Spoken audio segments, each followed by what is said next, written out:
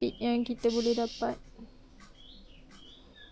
Ping dia 39. Biasa kalau kawasan yang jauh daripada pencawang memang tak boleh dapat ping yang lebih rendah lah.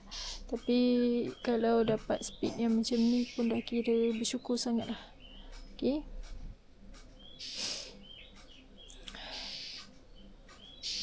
Kalau kita tak lock band,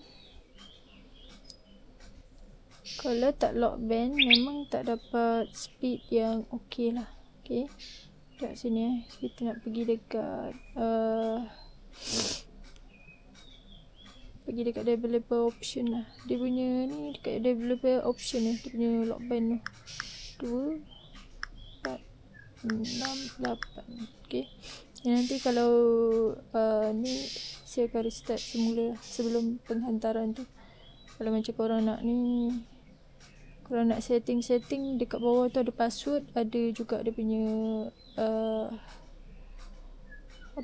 dia punya ni web UI dia. Okay, ni ada band selection.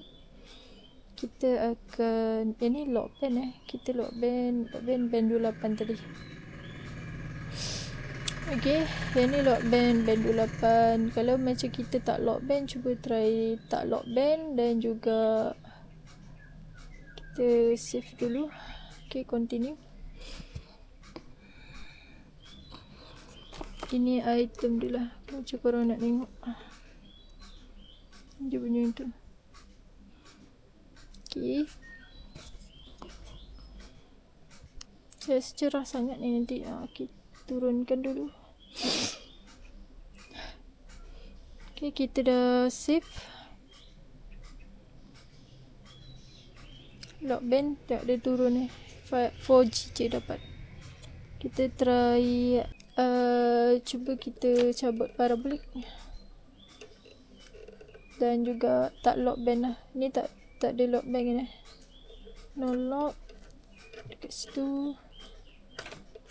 Kita cabut dulu.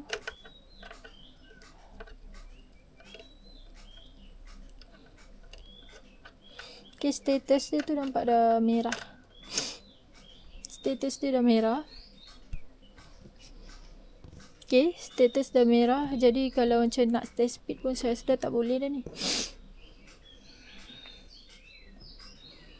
Okay,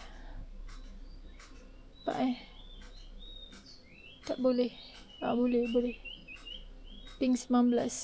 Saya sejam ni. Okay.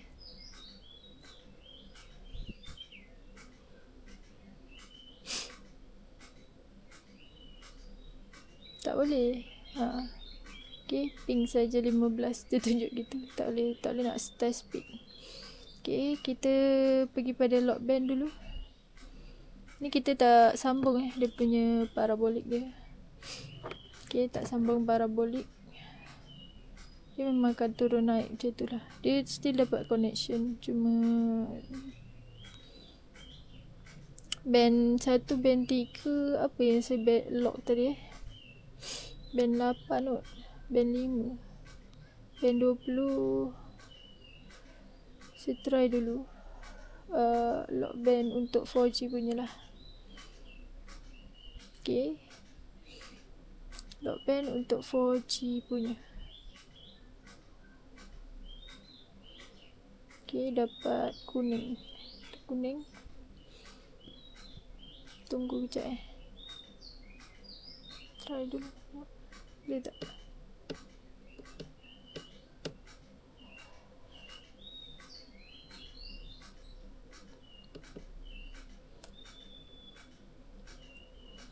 Dia naik 4G. Okay, status dia merah tu.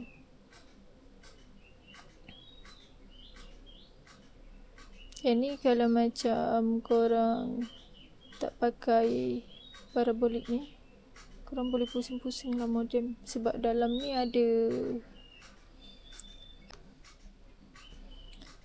band 1. Kita load pada band berapa tadi? Mula-mula band 1, band 3. Okay, kita test dulu, save dulu ni 4G punya lah. Ni tak connect pada parabolik Okay, tak connect pada parabolik. Okay, korang continue kalau dia tulis tu. Okay, successful. Sekejap tunggu jap. Okay, dia dah naik kuning. Ni kita tak connect dengan parabolik maksudnya dia punya internal boleh pakai lagi. Okay, internal boleh pakai, external pun boleh pakai. So ada pilihan lah. Kalau macam korang beli modem ni, dia ada pilihan untuk internal dan juga external antenna. Okay, kita dah save, continue. Ni kawasan estate, jadi kalau macam kawasan estate tu korang kena pakai parabolik lah untuk lagi stabil. Okay, nanti kita akan ajarkan yang band 28 tu. Ni